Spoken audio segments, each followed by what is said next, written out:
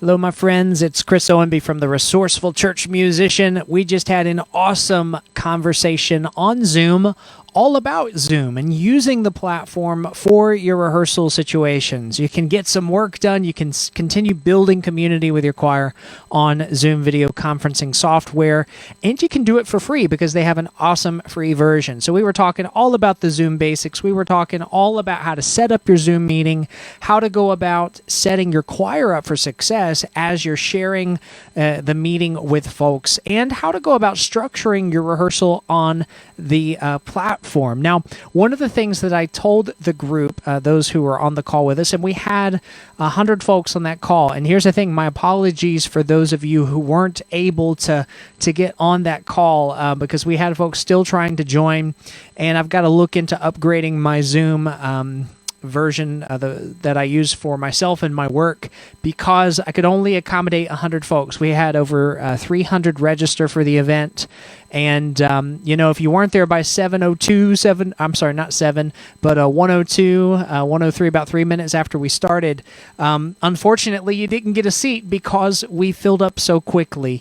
But here's the thing, I'm going to run more of these Zoom calls, and I'll do it here pretty soon so that you all can benefit if you weren't on that call and you want to be on one of those calls, because Zoom is an awesome platform. Today, what I want to do very quickly is just chat through the audio features within Zoom that's going to help you get the most out of the audio equipment that you're running through the platform, because this was by request on some of the folks on the call, and I said, you know what, I'll just go ahead and do this on the Facebook page. That way everyone can benefit from knowing this, because this is crucial if you want to set your audio expectations up to the highest level when you're running your Zoom meetings, your rehearsals, whatever you're doing on the platform. So I'm going to go ahead and share my screen with you so that you can see what I'm talking about here. So here I'm on the platform on my desktop. I've downloaded the app, and so you can see a choir rehearsal that I recently set up, and you can see some other things there. What I'm going to do is take you into the preferences of Zoom.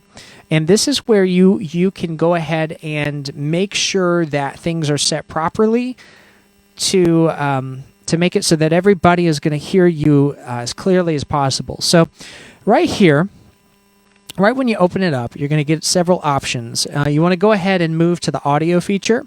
And the audio feature is where you can designate your input. Right now I'm using an external mixer and a microphone hooked into that, and I'm running that through a USB audio device, and that's what I've connected here as my input. Maybe you're using a Blue Yeti or a Blue Snowball, which is a USB microphone. Maybe you're just using your internal microphone built into your computer, your iPhone, whatever that is. It may look different for you, but that's where you can select your microphone input. Now, this up here is where you select your output. Right now, I'm just running through headphones, so I've got that selected. And right now, I don't even need an output source. But if I'm doing a Zoom call with somebody or with a group of folks, yes, I want to make sure that I can hear them as well. So if I've got headphones plugged in, that would be my spot there to select that.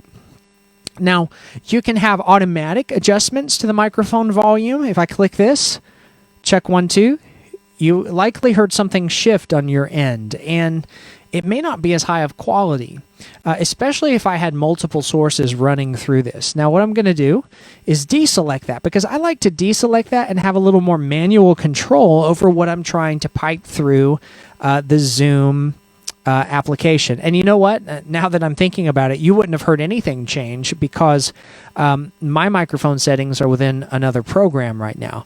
But if you were on Zoom, you would have likely heard some kind of shift in the audio there. Now, what you want to do is deselect this. If you're doing any kind of external mixer or trying to run more than just a microphone audio source, if you're wanting your piano to perhaps bleed through the USB mic or the internal microphone in your computer, you want to deselect that, because deselecting that is going to give you the best chance that your audio isn't super compressed by Zoom, it isn't equalized by Zoom. You have complete control, as much as you can have, within the platform once you deselect automatically adjust microphone volume. Now, if you go down below here, there's some advanced features, and you want to take advantage of these. Now, you have an option to suppress persistent background noise. I like to disable that because here's the thing. It could recognize the piano and your voice as background noise, depending on the loudest source. If your piano is louder coming through the microphone, well, it's going to try and suppress your vocal audio. And that's why you want to disable this. So if you're using Zoom to, for an actual worship service, and say you're playing a prelude or an offertory, or singing and playing something, you're going to want to disable the suppress persistent background noise. You're also going to want to disable suppress intermittent background noise, because now you're having, if these two are enabled, you're having the software make those decisions for you, and you want complete control over that depending on what it is you're trying to do with your audio and your presentation, whether that's in a rehearsal or an actual worship service. And I know many people who are using Zoom video conferencing software for their actual worship services. So you want to make sure those are disabled. And then you get this echo cancellation. I do select auto for that.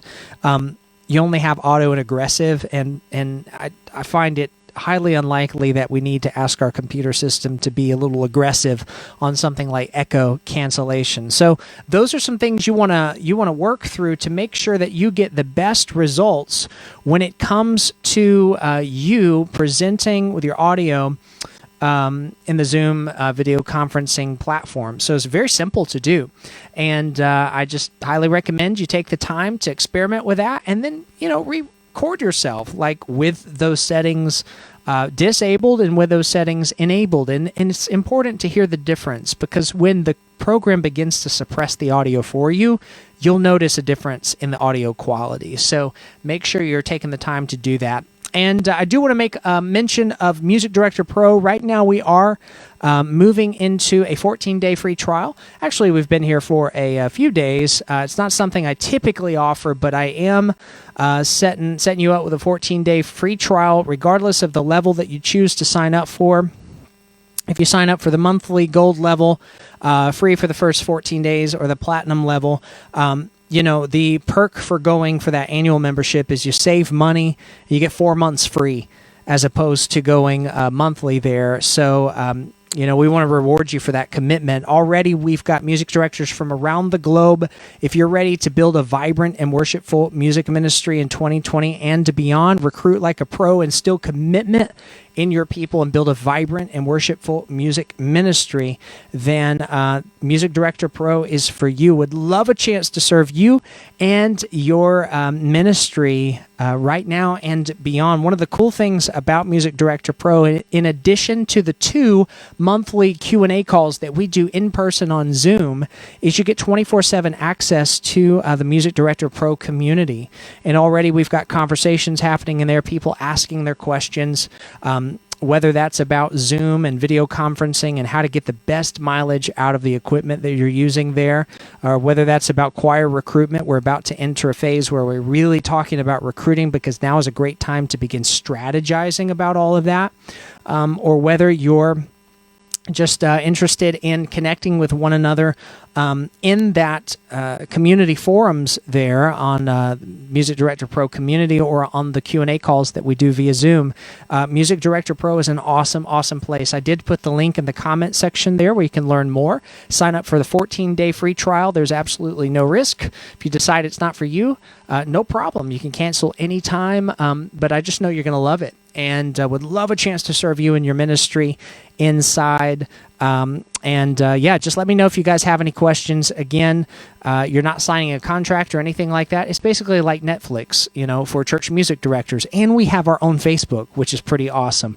And we've built this community off of Facebook for the reason that, Facebook can be sort of a pretty distracting platform.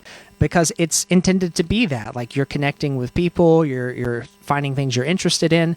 And, I wanted to build this community off from Facebook so that when you come to Music Director Pro, you know what you're there for. You're there to connect with people who are like-minded, who are in the trenches with you, and who are also involved in the important work that you're doing, and they are genuinely interested in you and their own ministries, and we can grow together, and it's a dedicated space for that. The monthly Q&A calls are awesome. We've had several of those already, and we're all getting so much value out of that. To have community with like-minded music directors is awesome, awesome stuff, y'all.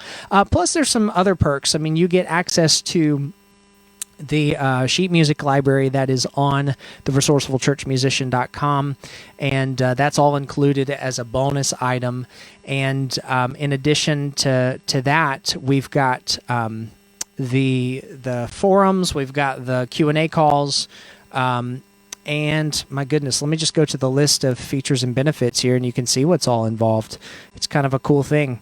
The online course content, yeah, that's like half of it. So online courses are, if you've been around the internet for a while, they're a pretty big deal.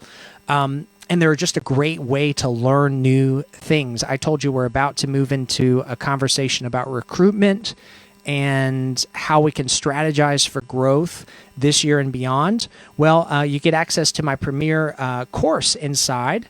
I'll show you that real quick. So here in the community, which there's also a cool app for, you get access to Grow Your Choir Today, which is my premier course all about growing your choir in 2020 and beyond. It's 7 modules. And I'm also putting together a course for Zoom and other technology platforms to be able to, to be able to interact with your choir any time of the year. Because I don't know about you guys, but I'm taking so much away from this experience. It's less than ideal for sure that we can't meet in person, but just all of these things that we have access to, and I'm building a course that'll live inside the community. So if you want access to that, and learn beyond the basics as it pertains to connecting with your choir on those platforms, learning how to set up your digital mixers if you want to do that, using things like iRig Pre to really enhance the audio quality in your presentations. We'll be talking all about that. Okay, my friends, that's all I have. I hope you got some value out of that. And if you were able to join on the live Zoom call today, awesome meeting you. It was a fun time. If you tried to get on but you couldn't get on, I'm sorry. The room filled up so quickly. We had 100 folks within a matter of 2 or 3 minutes after the hour. And there will be more opportunities to join in and learn there. So I appreciate you guys. Keep up the important work you're doing. And drop me a line sometime. Let me know how your ministry's going, and we'll connect here soon. This is Chris signing off. Have an awesome, awesome day.